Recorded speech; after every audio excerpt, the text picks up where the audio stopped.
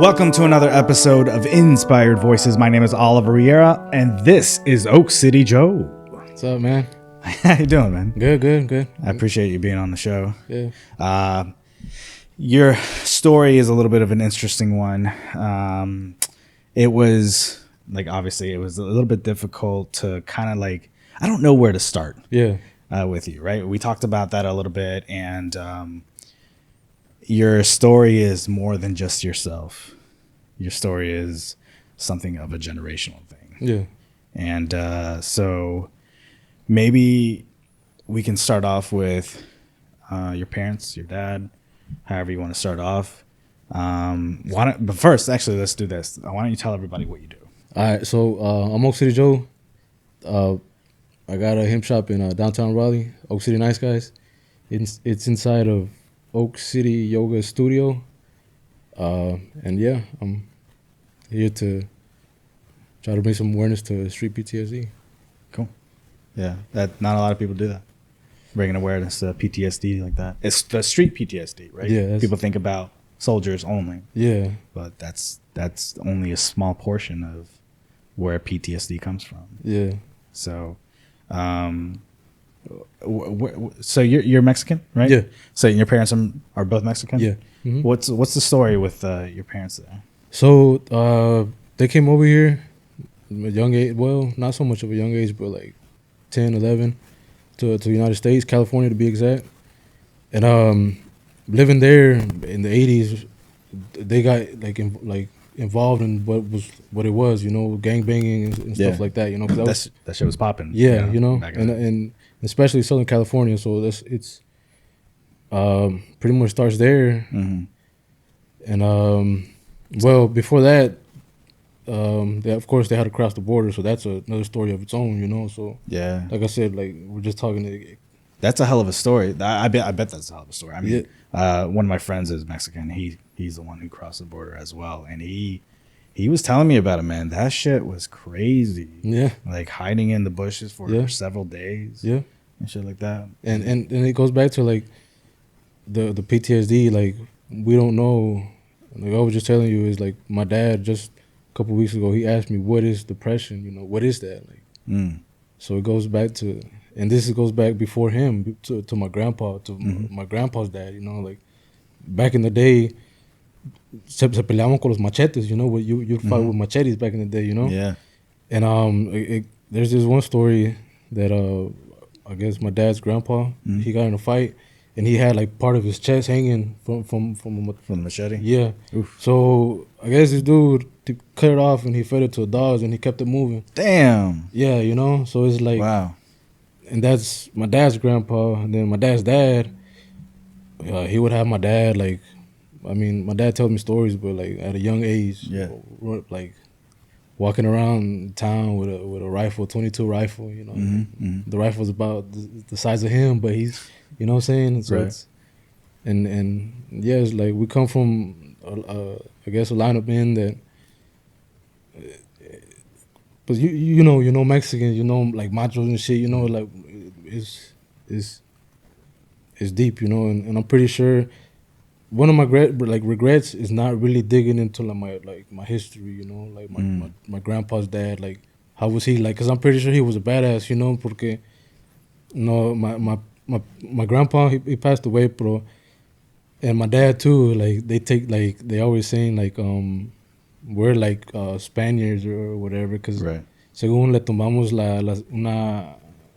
some lady from Spain, so it's some guys from the pueblo, so it's, so I'm pretty sure that story is pretty crazy too, because I remember one time I was in Mexico, there's a situation happened, I was fresh there, it was a whole new world to me, Mm-hmm. I was 15, 16, and a situation happened that I ended up crying. I was crying, Mm-hmm. And then one of my tios came over to me hey, you a man now, stop crying. Ever since then, I was it's crazy because no lloro for. I really don't cry, Yeah. But let me see like a something on my phone, like a little puppy, a little puppy, like oh, like you know, I see it, it's like like man, or when well, once sometimes can see like me sale lágrimas like when I'm happy, you know? Like that's when like I see something like something on TV like the underdog, he's winning, like yeah, I'm like hell yeah, you know what I'm saying, like a little tear, like you know what I'm saying, right. But that you think that holds you back? What? The whole don't cry, you're a man, you know what I mean, that kind of thing. Honestly, I think I'm over that. You know, it's like that is. When I was younger, I mean, when they told me that, it's like oh, okay, like it's game time, like like yeah, nah, no more crying, like fuck that. Yeah, we a man over here, you know, and Mexico, I mean, but Mexico was really, because I went over there supposedly like for summer vacation, but I ended up staying a good while, and from cartels to dead bodies and stuff like that, like I went over there thinking I was a little badass. That went out the window first 2-3 days. Yeah, I was like, nah. It was kind of it was scary at first, you know, because like, pues yo no sabía, you know. It's like, but it got to the point where like I got comfortable around it, you know, like. Yeah, I mean, you have no choice but to deal with it, and then you get used to it, right? Because you were in gangs here before you went to Mexico, right? Yeah, and then that just took it to a whole new level. For you. that was. But luckily for me, like I was never like a victim, you know. That's the whole don't cry, right? Sí. It's the man up. Sí. Is do you feel like your dad has a better understanding of what depression is? No. No. But that's probably just who he is, right? Yeah. I mean, the way he grew up and all that sí, stuff. Yeah. I mean, he had it tough too, you know, like just crossing the border, you know, like just being looked down upon, you know, for the fact, you know, like it's like here, like es entre los hispanos hay mucho racismo, you know. Yeah. So it's like me and you, we talking like we could talk good English, Spanish and shit, but you know, we come across like a crowd that is just straight Spanish speakers, and then we come like they're like this was way scared, you know. They start talking like this, se creen this or that, you know. Yeah. So it's like So my dad had to go through some things, like, but I mean, it goes back to like you a man, like like run up or shut up, you know, like right. And he grew up on that, like my tíos, because there's this one story.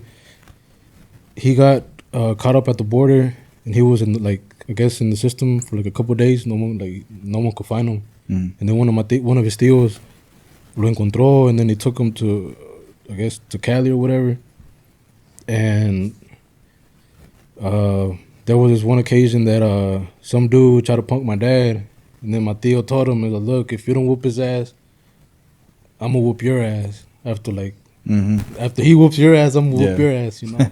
So like he just grew up on that, like you get your ass whooped, don't come home because you're gonna get your ass whooped again, you know. And it's crazy because I grew up on that too, you know. Like a mí me decían, si te chingan when you get home, te vamos a chingar again, you know, por pendejo, you know. Like luckily for me, I didn't really. I mean, right. I was always like the you know. Right. I saw one of your podcasts, like the guy with the boxing dude. Yeah. I was talking about there's always that one guy comes from the street, you know. Like a couple years ago, like hey, I tested, you know, but I don't go like I don't seen enough, like it's like none of that. No. Yeah, I feel like you've gone past the hiatus of life, and you just want peace. Yeah, man. Like it's crazy. Like it be guys that like I guess try me or whatever, but they're not like they don't understand the level where I'm at. You get what I'm saying?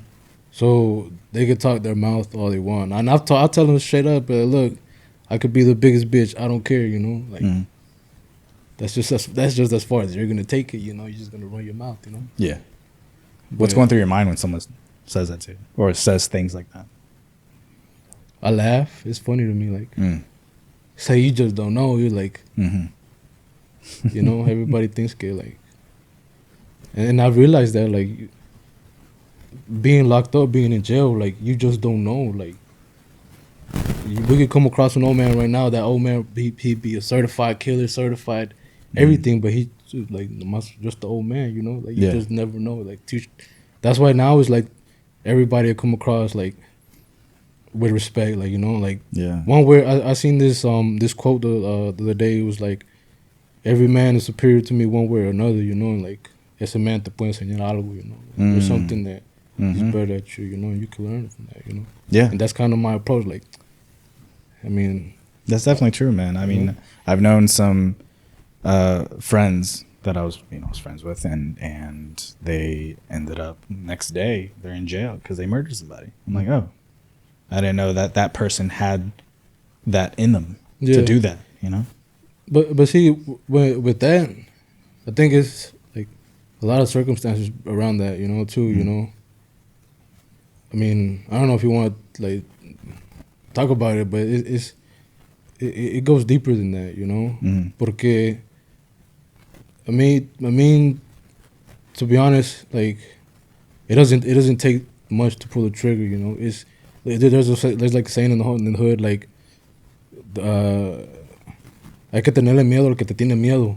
You get what I'm saying? Yeah. Because the one that's scared of you, he gonna be like, right, you know, and he might pop off, and you know what I'm saying. But I mean, if you got beef with somebody like that really got beef, you're not even gonna see it coming. You know, it's like, yeah, you get what I'm saying. Yeah, so it's like, it's gonna sneak up on you. Yeah, and that's why I'm saying like the circumstances too. Like I've had homies, they've been in situations where like they've had to defend themselves. Yeah, they shot up.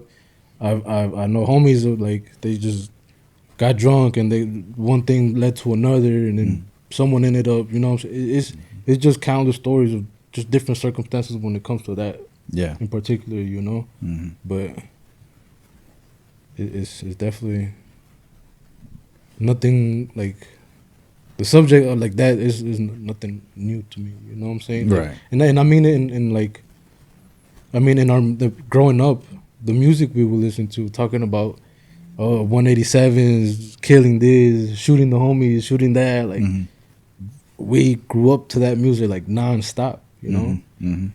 And now that's why like I'm kind of big on music, like what I listen to, you know, because if I start seeing like, I mean, I'm not gonna lie, I still listen to some hood music, but Sure. not so hood. Like, oh, I'm gonna go shoot you, do this and do Right, that. Like, yeah. nah. Like, I like talking about making money, you know. It's the type of hood music I like. Like, let's make money, you know. Yeah. Make a difference. Or Yeah, something you know.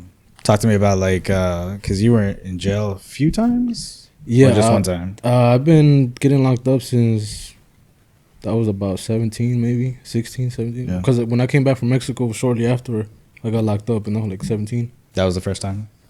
Yeah. Gotcha. Okay. Talk to me about the process of going to jail, because like I feel like if you've never been to jail, it could be nerve wracking, right? Yeah. You So, hear like, all these stories about like just everything, you know, like yeah. Don't drop the soap or Yeah. that's a big one, you know, Yeah, like yeah, don't yeah. drop the soap or Or don't look anybody like you know, with an eye. You yeah. know, whatever it is. But Is it like that? nah, it's all just hype, like. But speaking from all the times of my experience in jail, like there's been times. I told you last time, like there was this dude, like he asked me to like pretty much pimp him out, Right. and it's like when that was another like holy shit, like did this just really just happen? Like, Can you retell that story? So yeah, pretty much some guy that he was in the dorm, then he would have had like long hair, you know, so. That off rip is just like long hair in jail. Yeah, like, yeah. Oh, you pretty. yeah. Right. So, but in there, like I was cool with everybody, you know, like I was cool with everybody, and he just like said, I wouldn't say he would kick it with us, but like we would be more accepting, you know. No, we weren't like culeros. We weren't assholes. Like, if you wanted something to eat, like, here you go, you know. You need something, here you go, you know. Like, but people in there, they're not like that, you know. Like, and all that shit came from me. Like, nah, we're not like savages, you know. Like, but yeah, he pretty much he started to get like. It's because first they start testing you, you know, like, and I see all this play out. Like, I'm watching all this shit play out. Like, man, like, so yeah, they start testing you. One thing leads to another, like, and then he ended up in a situation like that. He felt like I could do something, you know, like protect him or whatever. But were you cellmates? No. He stayed in the same dorm, like in the same same dorm. Yeah, gotcha. But nah, like I'm not about to put myself on the line for like piece of ass, a man's ass at that, you know, like, right? Hell no. That you don't know. Yeah, it's like, nah. But como te digo, it goes back to like people in like you have to be cold, man. If you're not cold, you don't make it. You don't make it. Like, that's the slightest gesture, like you, like, oh, I want to like be nice to you, or whatever. That right there is like a red flag, like, you know. Then they're the guy, food. Like, for example, how it goes down, like someone walks in or whatever, and like there's always the new guys. They'll go up to somebody, hey, like, "Lo, can you do this?" or "Do you want a cookie?" Like, being nice, you know. And then the guy he's offering the cookie to, he's like, "Okay, yeah, I'll take it." Next day, hey, you got that cookie? Yeah, it goes from you still want the cookie, and boom, he takes it, and it goes from that to like, hey, where's my cookie? And then it goes from, hey, where's my cookie, to like, hey, like, man, it's cold in there. It's cold. You gotta be. You said you got along with everyone though. Yeah. Was that from the start? I mean, like, how do you get along with everyone? You know what I mean? Because like if you went in there for the first time. So, well, this last time that I got locked up, I was cool with everybody. But over the years, it's not like that. You know, you have to fight. Yeah. But yeah, this last time it was the longest time I've done. You know, and that, man, I seen another side of jail that I was like, holy shit, like, yeah. It's like, this shit real for real, like, and a lot of people don't see it because a lot of people they get locked up, they bail out, you know, or they do a couple months, 6-7 months, but when you're doing years in there, like, you pick up things that other people don't pick up, you know. Yeah. And it's like, man, your whole mentality changes. And te digo, I seen things in there, like, the people, like, I mean, like in TV, it's like TV, like, I had access to pretty much everything except for a phone. Gotcha.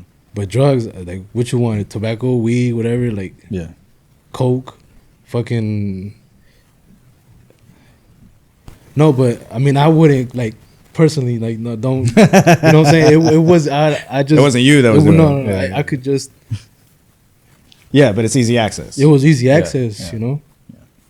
But one thing I can say.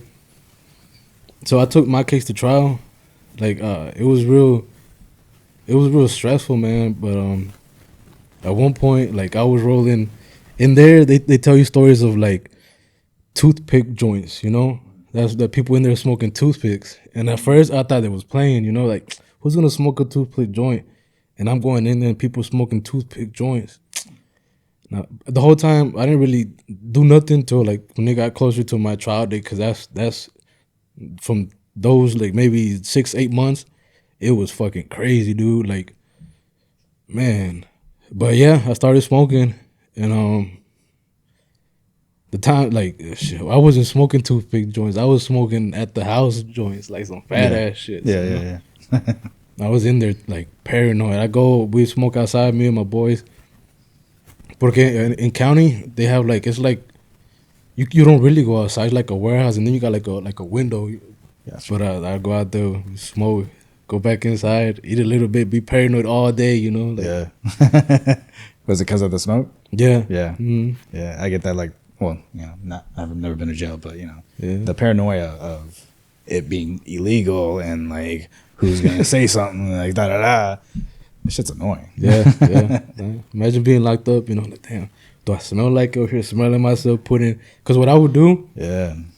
I would get magazines like the Maxim magazines, and like they come with like samples of the cologne and stuff. Yep. I would get them pages and I would keep them, Nice. Like, so for when I would go to court, I go to court smelling good, Oh, yeah? And another thing too I would do, yo compraba los jumpsuits, like, because you could buy them in there. Like, if someone comes in with a brand new jumpsuit, I'd be like, hey, man, I got 10 suits for that. Or I got like 10 suits, a couple phone calls. Like, I would buy it. Like, those más nuevos, I would have them, Yeah. And I would put them underneath my bunk, like folded, like creased up. Man, I go to court fucking creased up from my jumpsuit to my pants, smelling good. Damn. Fresh. Hell yeah. Are you balling in there? I mean, I wouldn't say I was balling, but I was comfortable. Yeah. Yeah. That's one way to do it, though. See, For sure. and that was one of the things too. Like that, the reason is that like I took it to trials. Like my main thing is like at the time, like I'm a gangster, like and shit. What I picture a gangster is Al Capone, out in a suit, tied up, like. Yeah. It's like if I go out, if they're gonna give me, because I was facing a lot of time, more time than Chapo. Like I was looking at his case, and I was facing more time than this guy. Like holy shit, He's facing more time than Chapo? yeah, I swear to God. Damn. That's a long time. Yeah, for real. He should have hired my lawyer. Right? Yeah, he would have got him off. Hey, if you know, you know. Hey, Capone. No, I'm saying. No, it's vato está muerto. Well, yeah, I want you to talk to me about. You want to talk about this last time you were in jail? What led to me this last time being in jail was, I mean, my whole life I've been gangbanging. I've been gangbanging before I knew I was gangbanging.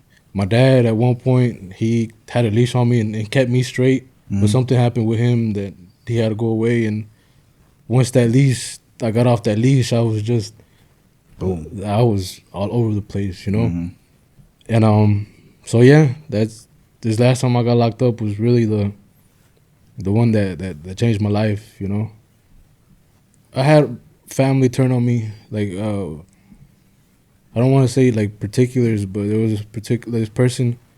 I would he was like a little younger than me, you know what I'm saying? Like Yeah. Like I guess a little homie you would call him or whatever, but not. We don't really use that terminology. Right. So este vato, like, I'll look out for him, like times get tough, like, hey, I got you, here you need some shoes. We would like share clothes. I give him fucking money, food, like. He turned, and pretty much he tried to take me out, like. Yeah. Like, out, like. Like out. Out. Yeah, Like, yeah. But like the way, that's why like I'm big on feelings, like instincts, A couple of days before the situation happened, we moved some furniture inside our apartment. Yeah. And this dude, like, he knew our layout, you know what I'm saying? So when I say he was trying to take us out, this fool was really trying to take us out, Like, it wasn't, I'm trying to scare you. Because if you're trying to scare somebody, and especially if you know the layout of a certain place. Yeah, you can plan something out. You send a message. Right. But if you aim in a particular area for, you know what I'm saying? It's like, you know what you're doing, Yeah. But yeah, man, that unfortunately that led to other things, and I ended up getting locked up. It was. Talk about your mental state, getting locked up. So. Where was your mind at? Going home. Yeah. From the time I was there, like, I'm going home, like, coming home. Do you know what you got locked up for when you got arrested? Yeah. Okay. Well, yeah, yeah. But did you know the extent of like how big that was? Like you didn't know you were gonna be getting No, years. I really wasn't expecting it to play out how it did. I was Mhm. expecting, okay, I'm gonna get locked up. They're gonna let me go. Like they're gonna drop it. Mhm. You know? Yeah. What happens? Then you go to trial and find out, right? Yeah. So they wanted me to plea out. Like say I was guilty. That was the time was 21 to like 23 years. Like that was like the my minimum time. Yeah. But like I was telling you, like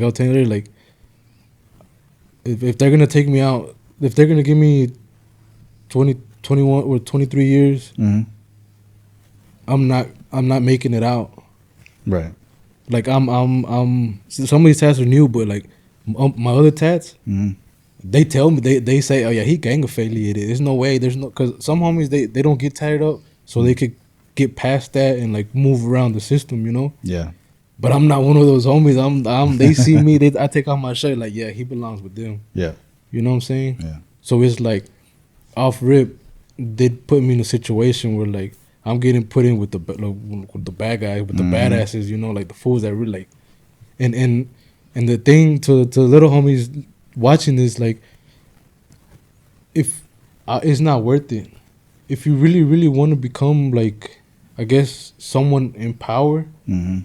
you have to get locked up. You have to do time, like go fast, go to the hole. You gotta go to where like you gotta get in there deep. Yeah. You know what I'm saying? Because you're Yeah. not gonna come across power in county or like in general pop, like not because the homies are active. You know, the homies get like really live and they are actually born in like fourth, fifth generation gangbangers. Yeah.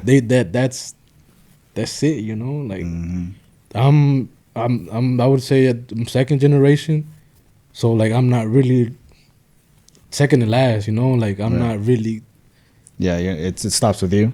Yeah, Yeah. like I'm like I'm not active. Like I'm not going around like, hey, where you from or whatever. You know, like I'm not. But then again, it's one of those things. Like if someone comes up to me like, hey, like as a Mexican, I don't know if you heard this, but as a Mexican, one of the hardest questions I could be asked is where I'm from. Which it could be like, I've heard that. Yeah. it's like, what do you mean? Like, what gang am I from? What city am I from? What state am I from? Am I from Mexico or Yeah. what country am I from? So it's like, but I mean, yeah, or some random fool leaving here, like, can walk up to me and be like, hey, blah, blah, where you from?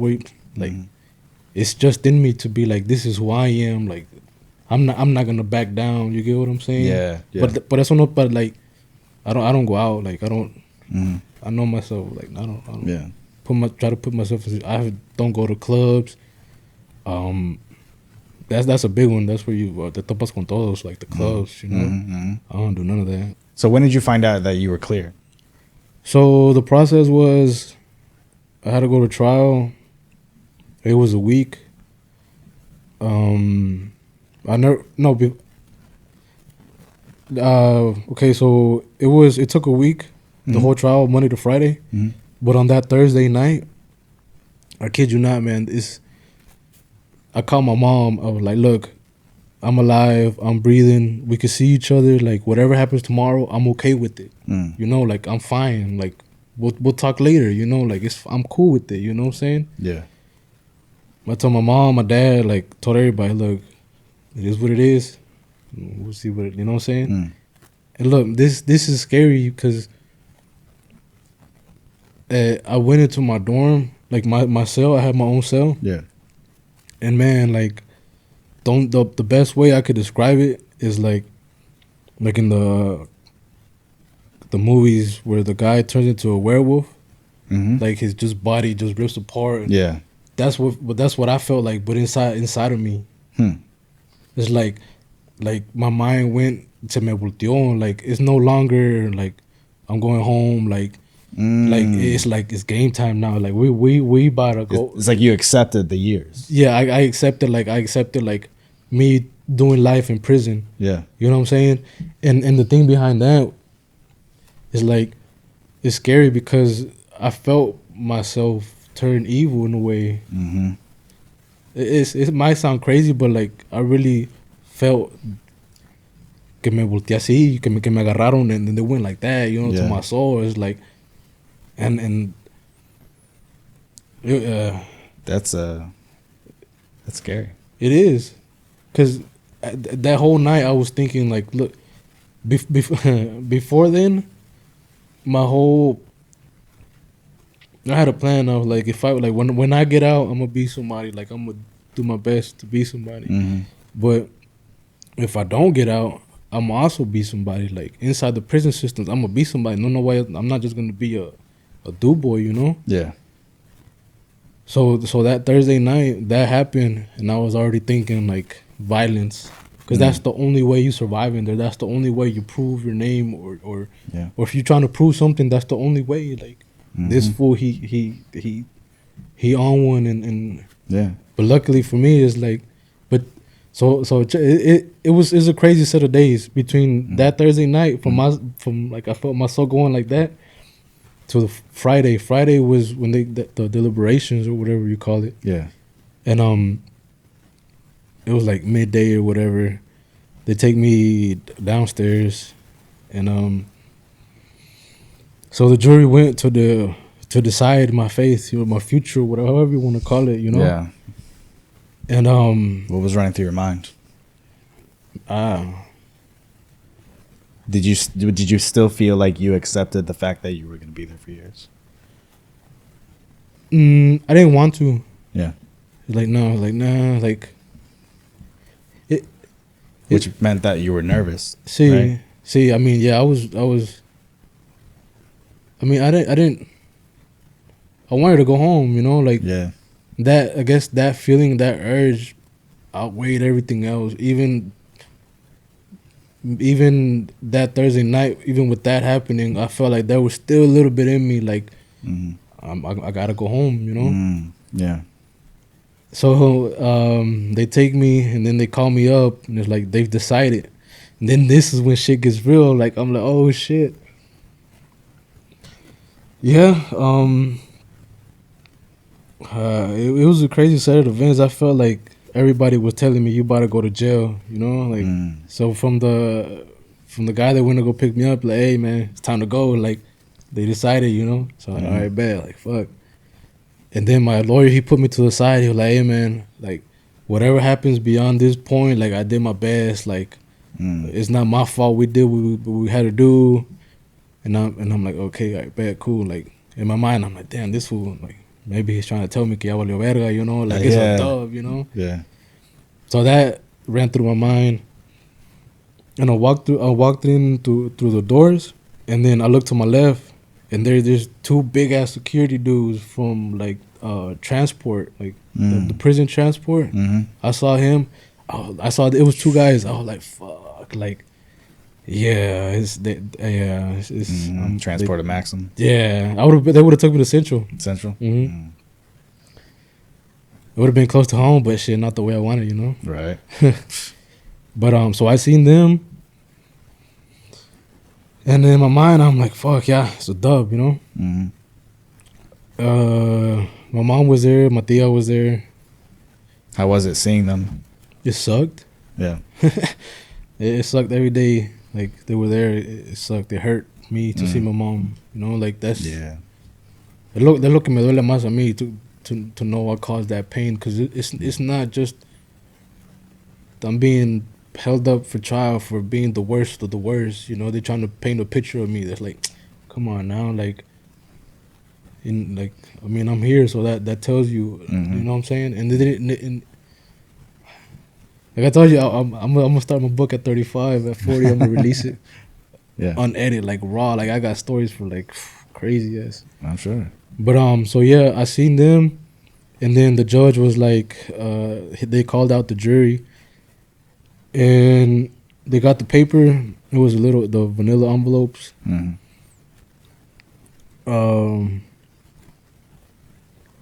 They started reading out the state of North Carolina versus blah blah blah. They read the least, the charge with the least amount of time was like 30 years. Yeah. They were like, not guilty. I'm like, oh, okay, cool. Like, fuck.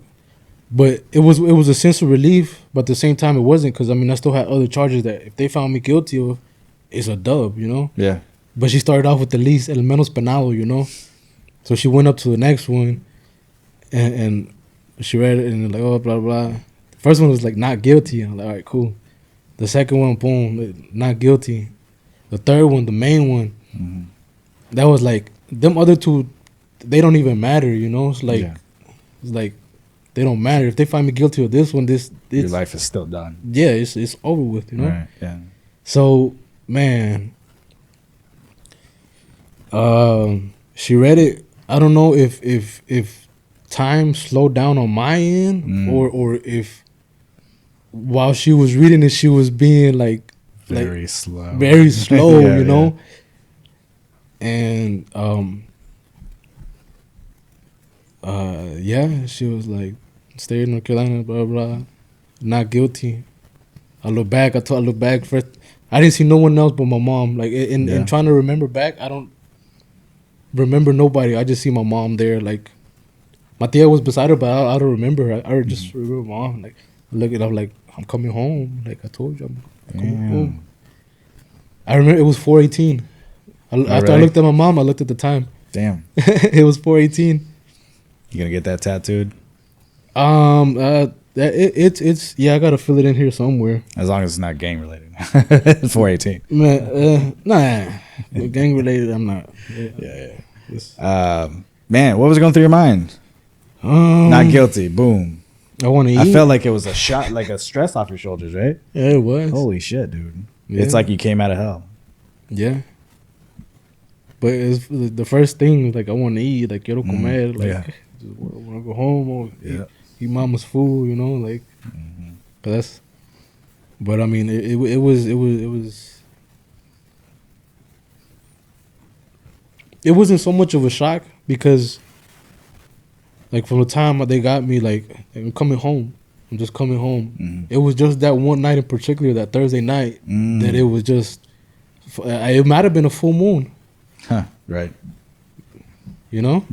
But like, yo me sentí que me agarraron así, me fueron like that. My shit just, it was like a switch, you know? Yeah. And the trippy part about it is, so that happened Thursday night. I got out Friday, like Friday afternoon, Friday night. Because it was 4:18 when she had said, it was a dude, when he had said not guilty, but they still took me back to the cells and they had to do the paperwork and whatever. It was closer to like 6, 7 maybe when I got out. Okay. But the whole time I'm in there, I'm thinking food. But so that Thursday night that happened. Friday night I got out. The next day was my grandpa's birthday party. Nice. Yeah, I guess. Yeah. Yeah, not really though, because I asked my parents like who's coming, you know. They're like, oh no, it's something small, you know, like because my grandpa's Memorial Day weekend, that's his birthday. Okay. And they were like, no, it's just something small, you know. I'm like, okay, cool, like, all right, cool. And then when I get there, it's like a bunch of people. Yeah, and I just 2 nights ago, I'm over here thinking straight mayhem in my brain, like violence, you know. Yeah. And then from that situation to like, oh shit, my family are here, like. Yeah. That really put like a hold on me, like. I snapped on a couple of my cousins. Oh yeah. Yeah, they come up to me and they were like, they said something. It was like, he might have asked me for like my number or whatever. But I snapped. I was like, the fuck you want my number for? Like, yeah.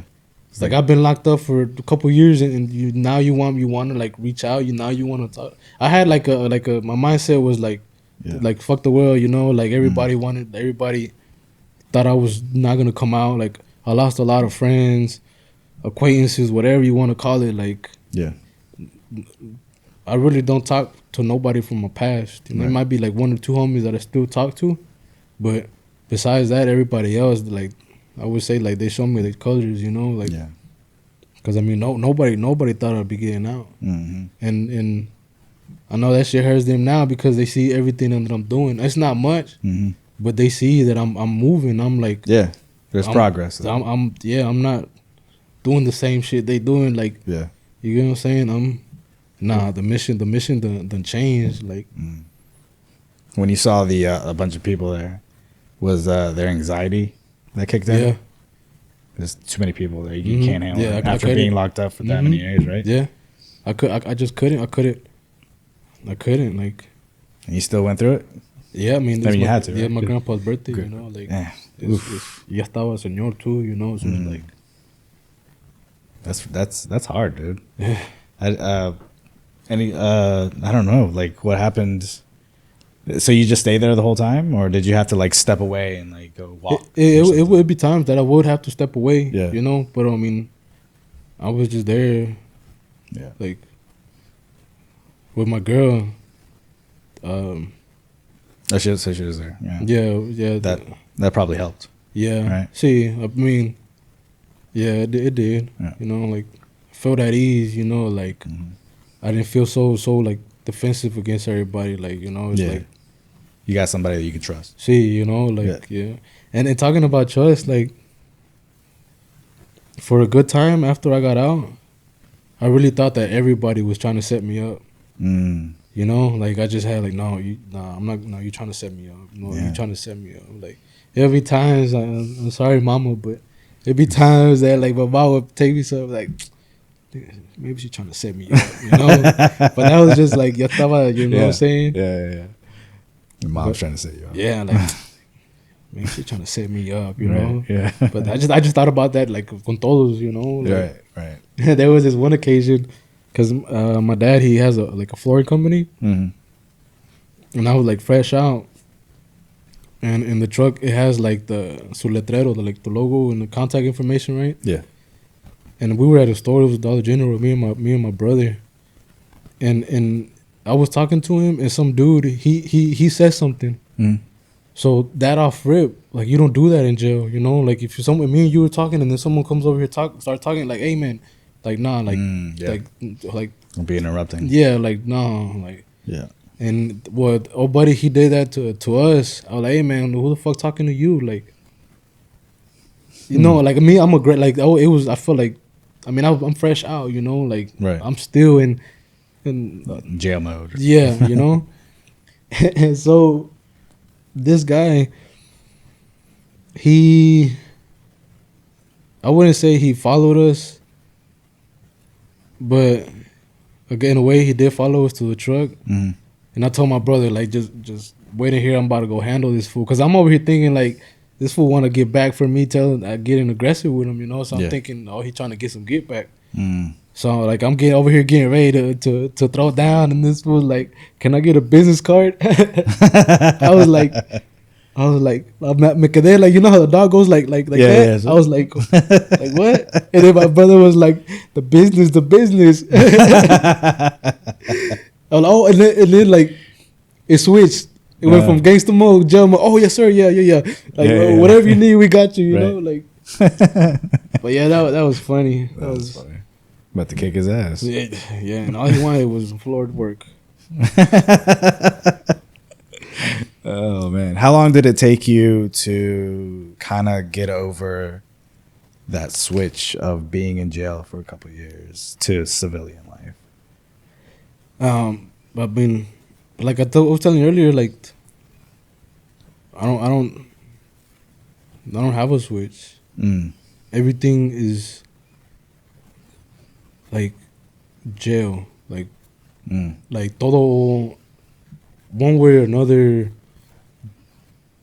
Jail rules, how jail moves. Yeah. Is it kind of like, because even before I got locked up, I already knew that how shit was, you know, like segregated los mexicanos con los mexicanos, morenos con morenos, like, you know. Yeah. So it's just one of those things that, like, from a young age, like, it's been instilled in us, you know. Right. So there's really like no. I mean, I guess if there was like, say like a switch that like turned into civilian life would be now, lo que estoy haciendo ahorita, you Yeah. know? Yeah. But like I was telling you earlier, like I really don't have that luxury, you know, because it could be on a random, like I told you, I mean, on random weekend, some dude just do too many beers, too much drugs, and he has a grudge out against me or whatever. And we cross paths. You're like, hey, you took my girl, or whatever. Next thing you know, you start shooting because a lot of times, a lot of these beefs are over girls, Right. you know. So it's like, I mean, They're ego based. yeah, and I mean, if my great grandpa could pull a Spaniard, you know what I'm saying? It's just in our blood. We all, you know, Yeah. player, you know. I'm just playing. I'm just playing. But no, see, like if there, I guess if there would be like a time, I guess to switch to civilian, I guess this would be Yeah. me right now, like transitioning into that. Yeah. Hopefully. Yeah. You know? So I guess what I was saying is kind of what you were saying, right? So like the switch from being in jail to civilian, because when you first got out, you still had that mentality, So 24/7, yeah, right? Mm-hmm. So then you slowly started to. It's not so much 24/7. It's not 24/7 Yeah, anymore, it's right? a little bit less, and less, and less. Yeah. See. Yeah. So over time, right? So Yeah. what amount of time was that? Was that like a year? No, it was maybe. If I had to put like a number on the years, I would say like 5 to 6 years, maybe. Oh, really? Yeah. Yeah. But nobody really talks about that transition See.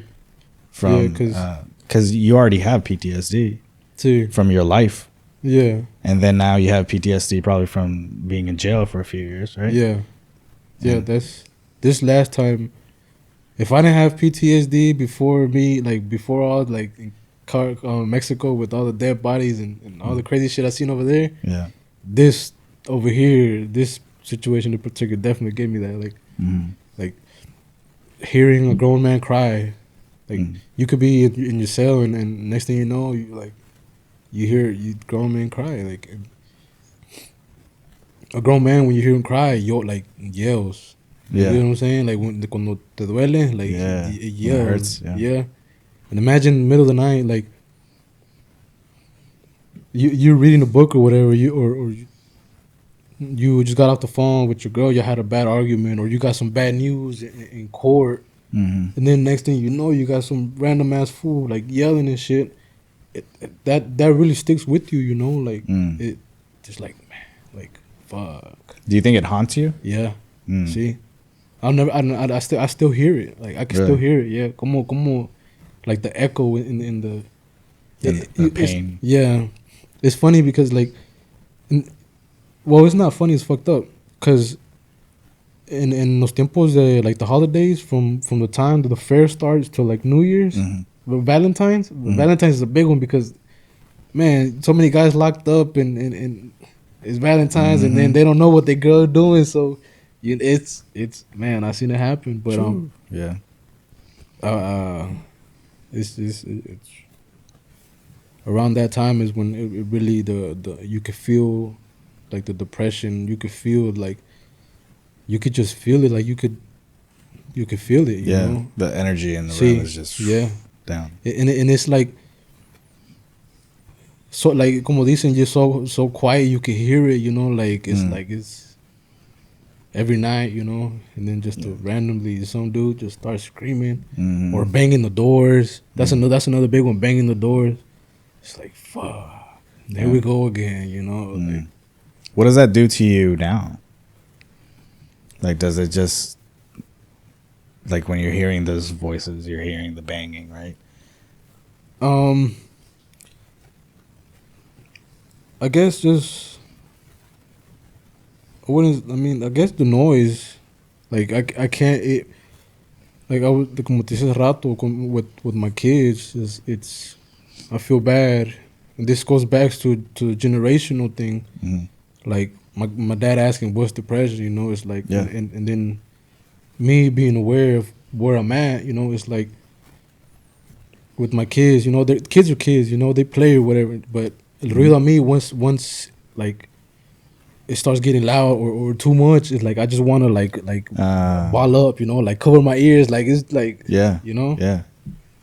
And it's not their fault, you know, like Ellos no saben, you know. So it's like, you know, I catch myself sometimes, like, Do you have something that you do to get out of it? I guess I'm still processing it, like processing. You know, I'm still trying to like Figure it out. figure it out. You know, what like. Cause I mean, as I'm telling this is all like new, like recent, like me, like earlier, just when I got off the phone with my girl, the los kids estaban hablando también, and like I gotta go, like I gotta go. Oh, my bad, I gotta go. Like I felt that, like you know, yeah.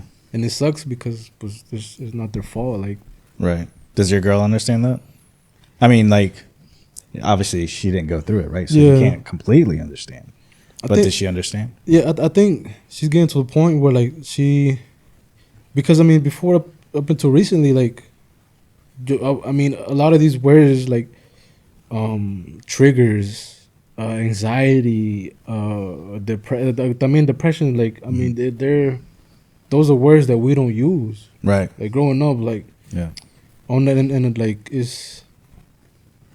I don't know, but me becoming aware of where I'm at, like I'm telling her like maybe soy así por esto, you know. Like I tell her all the time, I'm not all there, you know. Like it's, but she's we're figuring it out as we go, you know. Like because like things are gonna come out in different forms, right? You grow, you think you got past it, but then something else happens and you get back down. Brings you back. So it's like life roller coaster, right? So, but I think if it seems like you pull through each time, right? So that's the important part. Because when you're pulling through, that's you learning. Yeah, it's been. I'm gonna lie. It's been times that like. I don't want to pull through, you know, like, ¿cómo te diré? I guess suicide, I mean, you know, that's me saying that word. I feel weird saying that, like, because we don't talk about stuff like that. Like, there's this one time I felt like, I mean, I guess suicidal or whatever, and. Because you gotta understand, we grew up tough love. You know, like I rarely heard my mom tell me she would love me. You know, we never expressed that to each other. You know, like the only times would be like Christmas or New Year's. You know, like because I mean they hugging around, like hugging everybody around. Oh, I love you, I love you. So I mean, of course, you know they're gonna tell us. Right. But yeah. So the whole suicide thing is. Pretty much told. I mean, it's not taken serious. That's all I want to like. It's not taken serious. Like, and then if you bring it up, you're like, oh no, that's pendejo, like or whatever. You just get over it, you know. Right. But and to be honest, I feel like that has given me like motivation. You know, like hell no, no more. Like hell no, like. I don't. No matter what it is that comes thrown at me, it's like I'm pulling through. Like, I feel like, to this day, I feel like that's not on the table no more. You know, like, now I want to prove like the only way I'll go out is someone take me out. But other than that, like, even then, I feel like if someone tries me, they better try. Really? Real, make sure, because I mean, I'm not going out like that. You know, I got too much. I mean, after everything you've been through, I mean, you seem like you're at a place where like everything I've been through can't just go to waste, right? There has to be something, an outcome that's better than this. Yeah. After everything I've been through. Yeah. Me personal, like I'm not at peace. Like I mean, I am, but to a certain extent, you know, it's just always that. Yeah. One part of me, like. You know. Yeah. I know you mentioned that you went to Mexico when you were a teenager. Yeah. Right. So, what was the reason for you to go to Mexico? My dad was over there, and then we wanted to go spend the summer with him. Oh, okay. Yeah. So it started off as a summer vacation, but I just didn't come back. I stayed over there. Yeah. Yeah. Like, was there a reason you stayed over there? I was kind of getting in trouble over here. Uh-huh. So, But that maybe- was your decision that you wanted to stay Yeah. there? Gotcha. Yeah, I think maybe the trouble I wasn't getting into wasn't as serious thinking about it now, but maybe at the time, like, oh, I'm going to run type, you know, like, but it wasn't that serious, you know. Right. But yeah, I was out there for over a year, Yeah. and How was it in Mexico for you? it was crazy, and yeah, it was crazy. A lot of like violence. Mm-hmm. Um, Was it in a small town, right? yeah. Yeah. So it was. We were about 20 minutes from like kind of a big city, Okay. but it was a small town. But still, like it was times that we would have. There was one time in particular that me and my dad had to go into the city, but they had crossed off the bridge. There were the cops, the estatales. They were like, oh, they're about to get down, like the cartel versus the army or whatever. So they made everybody turn back around.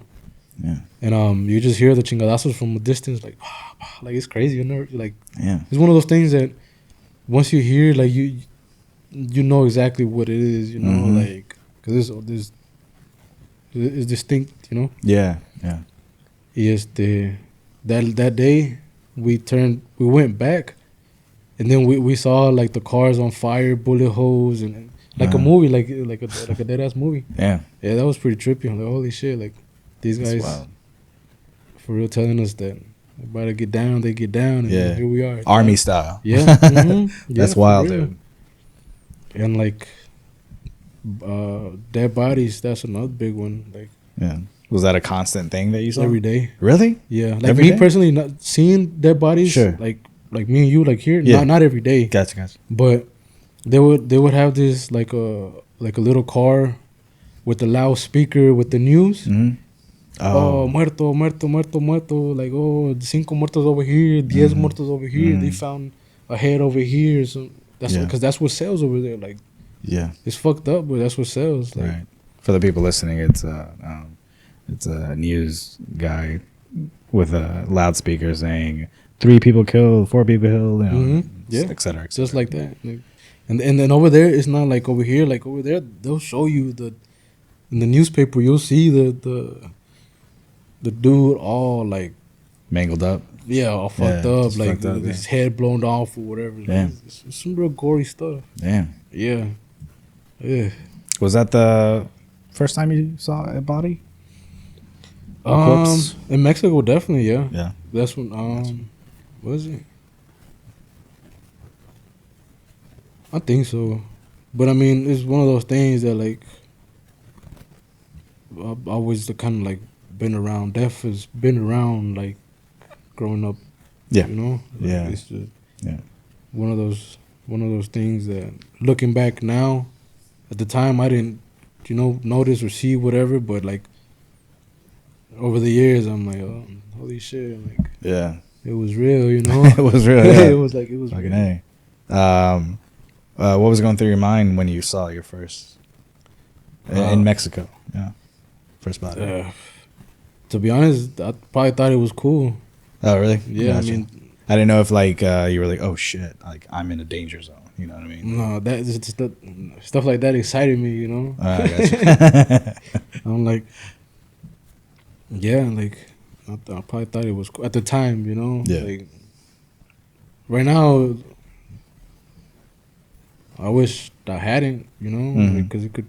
But I take that back, you know, because everything that happened has led me to where I'm at now. Sure. You know. That's true. So I mean, it happened. I seen, like, what they would do over there. They would like leave messages. I remember there's one in particular that stuck with me. They had the legs in a bag, and then like the torso in the bag, the arms in the arms in the bag, and then the head. It was like just beside them, like the bags, Yeah. and they had like a nail in his forehead with the note, like this is what happens to whatever. Damn. But that was some real trippy shit. Like damn, like they really just put a dude like 3 bags with his head just like that, like Shoo. sacando la basura, you know. Yeah. It's probably because everything they do. I mean, I don't want to speak on it, but like certain things mean certain things. You know Right. how you find somebody, like there's a meaning why you find, like a reason why you found them that way. Mm-hmm. You know what I'm saying? Like sometimes they might fuck around and play with people. You know, like, oh, there's a body part over here, and then there's over here, and then over here, and then you're just putting the body pieces together. You know, like a puzzle. Like, Damn. there's some real sick shit out there. Like, Yeah. people don't. And I was down south, you know, so in like in the border, me imagino que es más culero, you know, like, that's where it's like active, you know. Mm-hmm. Like, Mm-hmm. and I was in TJ for a little bit too, but I didn't really see nothing too crazy in TJ, you know. I was kind of like, like, I wouldn't say hiding, but they put me to the side, you know. Gotcha. Mm-hmm. Yeah. Were you? Was it It's not random though. Like, it's not like they just kill anybody, right? There's a motive. There's something that. Yeah. Right. 9 times out of 10 is like that person they find dead. They did something to somebody. Yeah. They had something has to happen. Yeah. For them to take action. Yeah, and that 1 time out of 10, maybe they just fucked up and got the wrong person. Right. But if they did that, whoever picked those people up, whoever fucked up, they get taken care of, you know? Yeah. So it's like, damn, like, you get the wrong person, whoever got them people, they're going to get taken care of too, you know? Like, damn, you fucked up. Oh, boom, you got to go too. Yeah. Yeah. Stupid. So you wanted to stay in Mexico after all that? I liked it, man. Yeah. Yeah. Was it? Yes, it was. You know, you got the cartel and stuff like that. It was a whole new level. Mm-hmm. But it was. Did it feel safer than the gangs in here? I wouldn't. I guess safety really wasn't a concern. It was like more fun. You know, because we grew up playing guns. You know what I'm saying? Like, and cops and robbers, or and then from cops and robbers to gangbanging, like it's all way, like it's all fun, you know. Right. So to go from just playing kids, and then you grew up like gangbang with your little friends, think you're doing something, and then you go to a place where they really doing something. You're like, oh shit, like this is for real, like, right. No more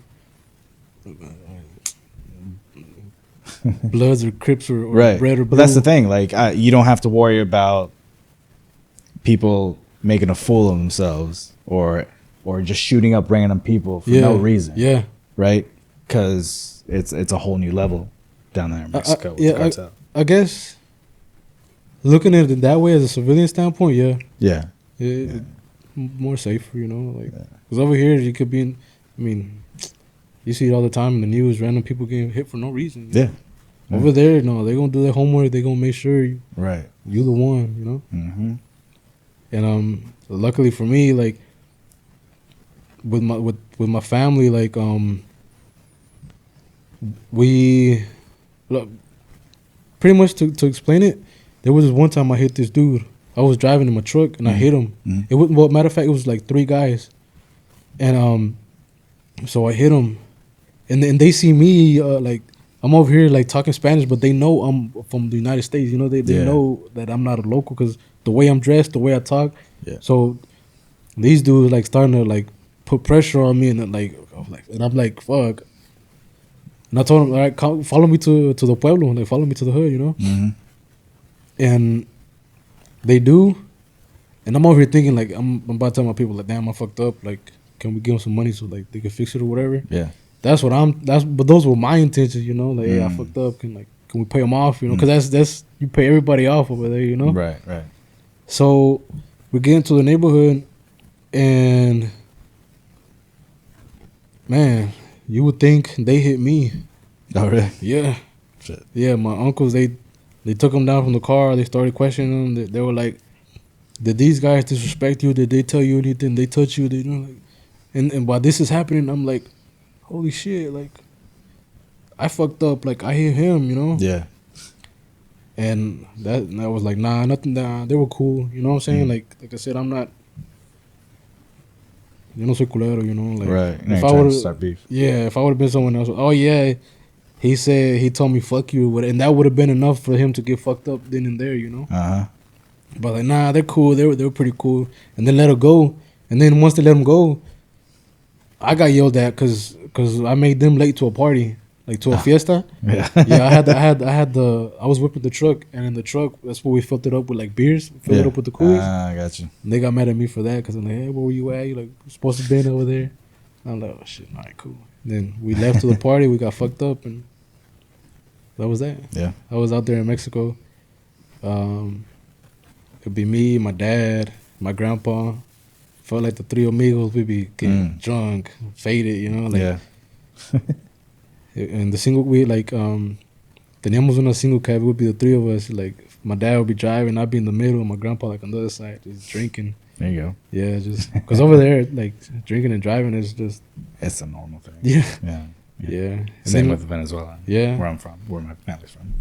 And then, like, another thing, too, like, there would be times that we would get, like, at the concerts or whatever. Yeah. Because they know my grandpa, you know? Like, my grandpa, he's known and respected out there. Mm-hmm. There'd be times, mind you, I'm, like, 16, you know? Yeah. There'd be times I'd have, like, cases of beer, like towers of beer that people would just send us. Like, oh, here you go, here you go, here you go. There you go. Like on some real mob shit, you know? Like he, like, send us bottles, you know? But that's just a common thing down there, you know? Like, send them a case of beer, send them a bottle. Like, it's just respect, you know? Sign of respect. Yeah, sign of respect. Yeah. That makes sense. But we would have cases of beer. I wish there would have been, like, Instagram and all that stuff back then, you know? Right. I'd be Yeah. a shitload of followers. So let's talk about now, man. So you got Oak City Joe. Yeah. What made you want to start that? So this is a funny story. So when I had gotten out of jail, you know how I ask you for your name on Instagram, right? Yeah. So like first name, last name. Oh, right. I put Joe Ave. Mm-hmm. Average Joe. Average Joe, yeah. Yeah. So one thing led to another, and over time, like people just started calling me Joe, and it just stuck, and it's like, I'm Joe. You know, and but it goes deeper than that, you know. Like, I'm glad it played out the way it did because, for me, it's like an extra safety measure, you know. Like, if you're asking for Joe, like, okay, you know me past my tiempo que estuve encerrado and all my, you know what I'm saying? Right. If you start asking for someone else, yeah, I'm like, hold on, like, what do you want to do with him? Mm. And it's crazy because it's been situations like that. Oh, really? Yeah, they asked for me. No, hold on.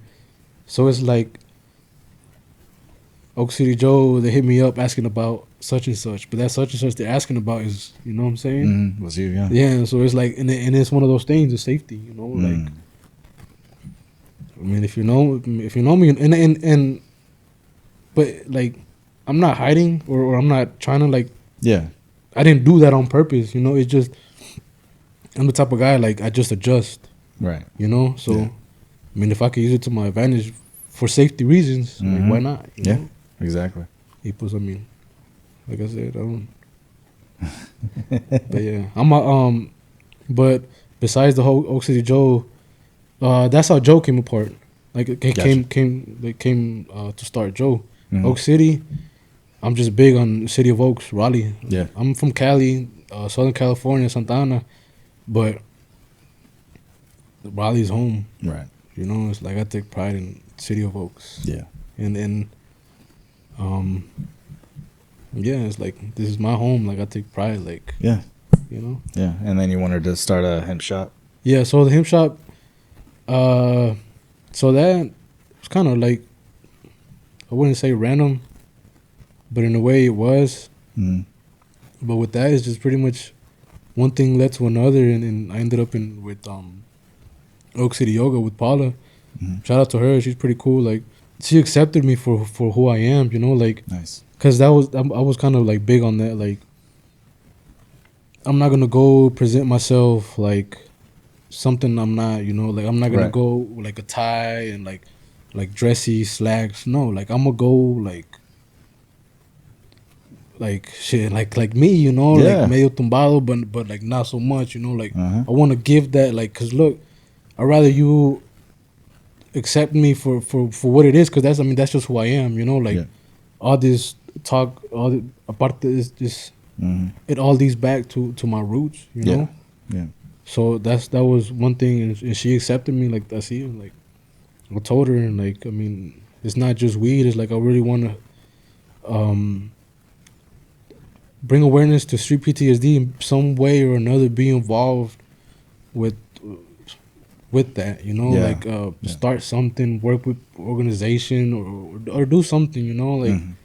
I feel like the only thing that really holds me back is like, so I'm a ninth grade dropout, you know, like at school. I mean, I never really. I mean, I was up until like 6th, 7th grade. I was like an AB student, you know, like I was. Yeah. But then I started getting deep into the gangs, and it just and I was, yeah. There was one class math. I placed like top 5, top 10 in my class. Yeah. The lady told me that she like, you're so smart, but you just gotta come to class. You place. I'm Mm. pretty sure it was like top 5, because I was like, holy shit, like damn, for real. Right. And so she told me that, and then I just didn't go back after that. Yeah. Yeah. Like so, I just didn't go One of back. those things. You feel like you have to go back in order to progress you forward Go back to I don't know, to get your GED or something like that. nah. Yeah. Nah. I'd rather learn other things. Yeah. I'm trying to like different languages, and I want to get into instruments. Nice. I used to play the trumpet back in middle school. There you go. That's a fun fact. Hey. Nobody really knows. Oh. Yeah. Now they do. Yeah, I used to play the trumpet. So I do like that you're starting the hemp. That you started the hemp company. Yeah. I think hemp is one of those things where it's healing. Yeah. You know, it helps people with whatever they're going through, and I think that was a good first step to do. Yeah. And with the people I'm there with, the whole yoga, that's like it just goes together, you know. Yeah. Like, and I just felt like it was meant to be, you know, because prior to me linking up with them, I was already talking like, cause I would take shrooms, you know, and I was like, man, like one time I was like, man, like shrooms would be pretty cool, like on and do yoga, you know, like to, Oh yeah. you know. Mm-hmm.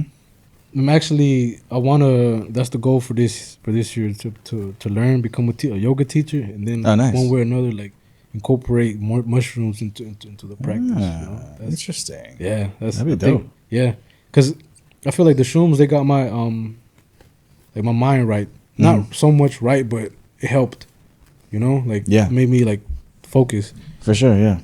Especially when you're like microdosing too. See, yeah, and yeah, I mean, it's just one of those things. Like, okay, I feel like my mind is getting better now. I gotta get my body and everything aligned, you know, because I feel like where I'm at now, the position I'm in, it like now is like I got a ways to go, Right. you know. Yeah. But making progress. Yeah, trying to. That's good, man. Yeah, Yeah. Some people look at like how much they have left to do, and they get overwhelmed and they just stop. You know what I mean? yeah. You can't stop. No, No. Just gotta keep pushing through. keep. Especially when you have kids. You know? Yeah, yeah, You want to make them see that there's a life out there that's Yeah. better than what you had. yeah, for real. And with kids, everything just changes. Mm-hmm. When did you have your first? Is it 1 or 2 kids? I have 3. Oh, 3. Yeah, the first one came in Mexico. Oh, okay. Yeah, he was born a day before my 17th birthday, No, so we kind of share the same birthday. nice. Yeah. How's your mentality with your kids? I'm real particular with my kids, Yeah. like to what I expose them to, like or who comes around. Yeah. Like first, second day of school.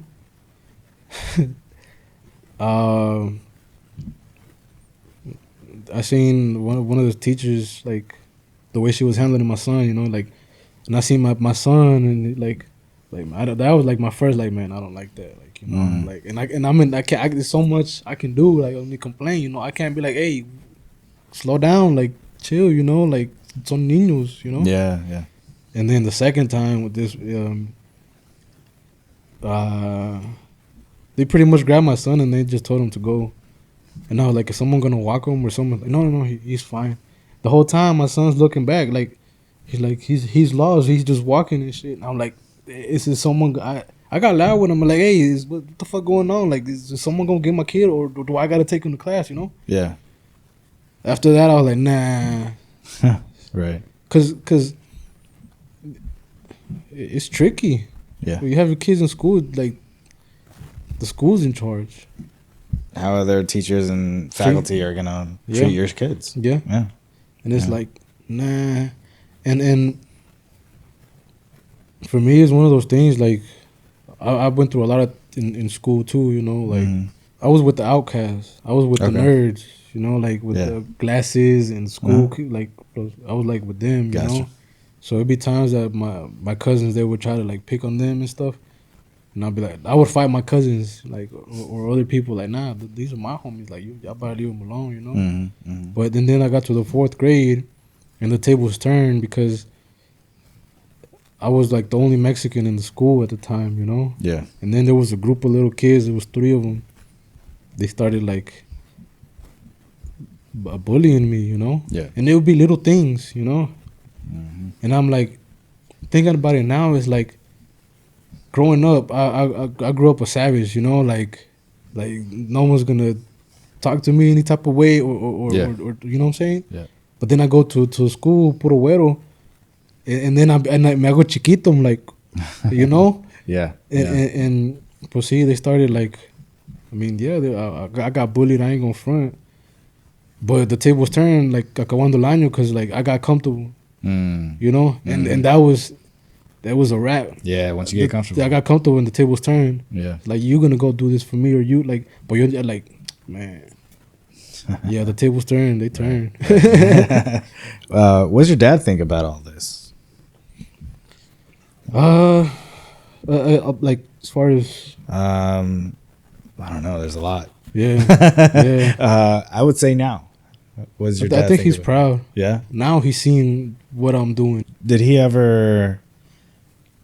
like talk to you about like, man, you're going down the same path I did, that kind of thing? Did you guys ever had that discussion? Not really. Yeah. So it was more like you just do your own thing, and you know he's there to support you if you need it, kind of thing.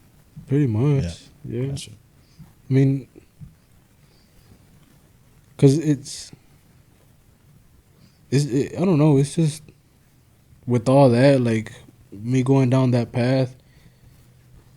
One time we had someone did a drive by at our house. I had came back from this 17 maybe, and my grandpa, él me dijo, like, look, I'll get you a gun, but you're gonna have to use it, you know, and it's like one of those things like. No, you're going down this path, no switch. Like, no, you're going down this path, man the fuck up, like, take care of your shit, you know? Yeah. So it's not like... For protection. Yeah, like, you made your decisions. Yeah. Man up and do what you like. Yeah. You know? Gotcha. So it's not really, we never really had, like... That's what that you gotta man the fuck up and take care of your shit. We had that. Yeah. That conversation, but... Yeah. Right. Yeah, I mean, that makes sense. You know? Yeah. I mean, when you grow up in the neighborhoods that you have been, you know, so you gotta man the fuck up. Yeah. And there's no other option. Because only the strong survive in those environments. Yeah. But there's a saying too, is like the strong take from the weak, but the smart take from the strong. You good? Yeah.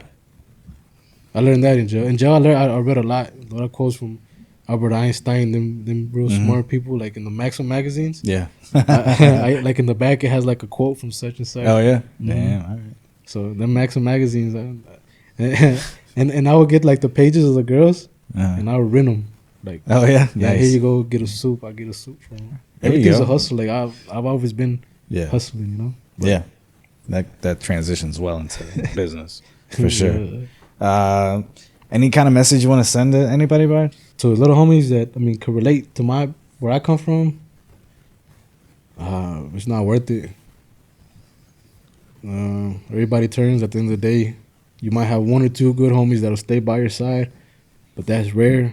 Family will turn. Your brother will turn. I've seen a case where a blood brother testified against his brother and got him a life sentence.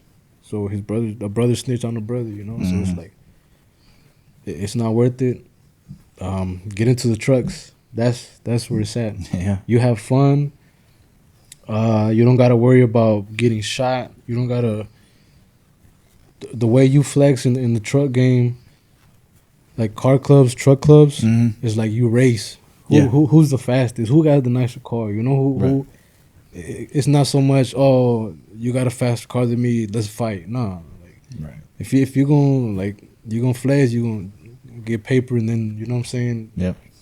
But and then I guess to anybody else, don't be quick to judge somebody by the cover. Yeah. There's always everybody going through something. You just don't know. Treat everybody with respect. Be kind, and always learn from somebody. You know what I'm saying? Yeah. Yeah.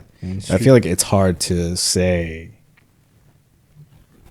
to kids in particular, right? You can tell them all these things. Don't do it because of this and this and this and this, but they're not gonna listen. Yeah. It's hard for them to, at least, right? Yeah. It's because they don't see it. There's no. I can honestly say that with me getting involved in these trucks, I've seen like a shift in things. So like if we could get, and that's one thing. If anybody watching, or if there's an organization that offers mentors to like because really I would say from 17 to 23, 24 is the years that are really the homies are really going through it. You should start that with the trucks, man. Yeah, actually, with the I did. I have a truck club. I'm doing a show May 25th. Nice. What's it called? North Carolina Truck Invasion. Okay. Yeah. So Truck Innovation. Truck Invasion. Truck Invasion. Yeah. Gotcha. So that one's real special to me because Memorial Day weekend. That's when I got out. My grandpa's birthday, and he also passed a couple days before. So just kind of That's nice, man. Yeah, that's I feel like I've been working up to this for a long time, trying to do it, but that's just too recently that it's happening, and nice, the dude. timing is just perfect, Yeah, celebrating life, death, and freedom. The importante, Yeah. life, death, and freedom. You gonna, and it's specific to PTSD and or helping the youth, or What do you mean? The show, the truck show. So, I'm glad you brought that up because that's really. I think you should. I don't know if you have done this before or have already, but reaching out to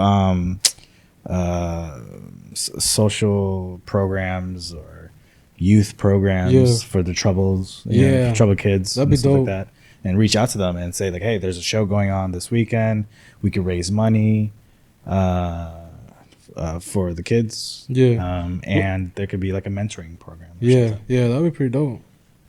Yeah, I'm glad you brought that up because right now, my mind, the way I keep going is I gotta stay busy. I always gotta. That's the only way I'm functioning, Yeah. But so I got the truck show going on, and then I got the hemp shit going on, and then I got the flooring stuff going on. So it's I'll be when I'm on this, I'm focused on this. When I'm on this, I'm focused on that. So I'm glad you brought that up because los tengo apartados each thing, in my mind. Yeah. And now without bringing you that you brought it up, I'm oh shit, you have a point. I'm definitely reach out to the hoods, hey, free tickets, come on, watch the show, enjoy, because I think that makes a bigger difference. Because you could talk all you want, but like you said, they're not gonna listen. But if they see some nice trucks, burning out, racing, having fun legally, yeah, it's oh shit, with people who went through what you went through. Yeah, exactly. Yeah, and it's You look inside the engine and shit like that. yeah, it's pretty cool. That shit would be dope, man. Yeah. Like I said, I'm glad you brought that up because I wouldn't no lo hubiera pensado yo. Right. But now I'm definitely gonna reach out to the hoods. If anybody like watching this here in Raleigh, I mean, got any connections or whatever to some kids that want to go to a truck show, I mean, reach out and I'll give them the whole care package. It'll, it's fun, you know. But one thing though, it's mucha raza, you know, like it's a lot of Hispanic. It's like the movement, the lower trucks, you know. Yeah. And then like I don't know, that can grow into sort of like a mentoring program. See, yeah. Right? Once you start to get those kids in there and they're seeing things like, oh, I want to be around that more. Yeah. Then you can start doing other things and stuff like that. So it's a good idea. Get them a truck. Like you want to build a truck. Like entre todos. You know, keep them busy. Yeah. I'm really glad you brought that up, man. For real. They can build a truck. Yeah. That's, for real. That's dope. Yeah. That's how a lot of the homies do it. Yeah. Parts here and there, and then entre nosotros mismos we help each other out. And that's nice. Yeah. I like that. Yeah. All right, man. Well, I appreciate you talking. Yes, sir. I know there's lots of stories. Man, wait for that book. I'm gonna start writing it. I'm gonna start writing it when I'm 31 now. When I turn 35, I got some stories that like. All right, man. Come back when you write the stories. Yeah, because you're gonna be a whole new person by then. Yeah. But I'll start at 35. I'll release the book when I'm 40 because I plan on uncut. You know what I'm saying? Yeah. So if I release it when I turn 35, I mean, my girl might, you know what I'm saying? But so I just wait, give it a couple more years. Yeah, there you go. You know what I'm saying? Just it's nothing bad, but I just put myself in some situations like, man, why the fuck? You know? Yeah. Vulnerable situations. See, where like, you're like, I don't really want to share any of that. Yeah, like. But one thing I'd like, I guess, to anybody suffering like with PTSD or whatever, like talk to somebody, you know, like I know how it goes, like the nightmares, the shakings, the times I cry before I leave the house. There's times I'm driving and I'm shaking like, man, I just want to go home, you know, like not your everyday civilian gonna understand the type of violence. And then like I'm talking to like both street and the soldiers, you know, because the soldiers, like, esos cabrones, you know what I'm saying? Like, they've been through some shit. Yeah. Been through some shit. So, like, talk to somebody, you know, it's like, shit, if anybody want to pull up on me, Oak City Yoga Studio, next to the 5-star restaurant. Like, I can relate on so many levels. Like, I mean, it's real. Talk to somebody. Yeah. You know, they can hit you up on Instagram? Yeah, Instagram. Oak City Nice Guys with the Z, or O City Joe. That's my personal. Yeah. I mean, pull up on the shop, smoke a blunt, J, whatever. Talk it out. Yeah, talk it out. I mean, there's no shame, you know. Like, I go through the same things too, you know. Like, it sucks, but if anything, talking to those cats will help you too. Yeah, help each other out. Yeah. Oh, one thing too, another reason I want to learn yoga too is like, I mean, shit, the soldiers. Hey, y'all want to do some yoga? It's like, y'all might be bad soldiers or whatever, but shit, I'm bad too, you know. We could do this yoga, right, you know what I'm saying? Like, yeah. Hell yeah, get in there, man. Yeah. Move the body. Yeah. Stretch it out. Yeah. For real. All right, man. Appreciate you.